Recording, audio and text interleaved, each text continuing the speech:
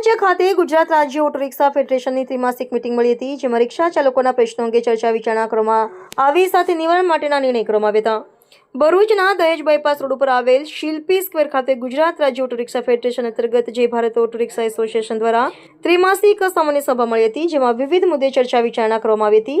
આ સભામાં પ્રમુખ હાબિદ મિર્ઝા તેમજ સભ્યો ઉપસ્થિત રહ્યા હતા।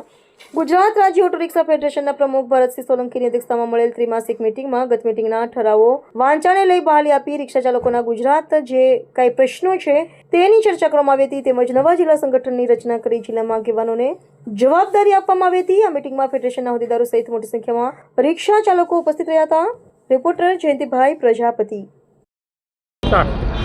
નમસ્કાર, હું ગુજરાત રાજ્ય ફેડરેશનના ટ્રસ્ટી અને પૂર્વ પ્રમુખ, મારા સાથી ફેડરેશનના પ્રભારી એવા દક્ષિણ ગુજરાતના મારા પ્રમુખશ્રી અને મારી ગુજરાતી તમામ ટીમ, આજે અમે સુરત ગુજરાતના તમામ આગેવાનો ભરૂચ શહેરની અંદર ગુજરાતના તમામ રિક્ષા ચાલકો પ્રશ્ન અહીંયા જનરલ સભાનું એક આયોજન કરી અને અહીંયા સર્વે ભરૂચ શહેરની અંદર અમે પધાર્યા છીએ।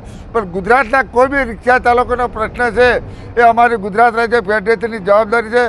તમારા ભરૂચ શહેરની અંદર ઘણા પ્રશ્નો છે, આજે તમે જે રજૂઆત કરી એ અમે તમારી હાથે લઈને પ્રશ્ન હલ કરીશું અને તમારા પ્રમુખને પૂરો સહકાર આપો।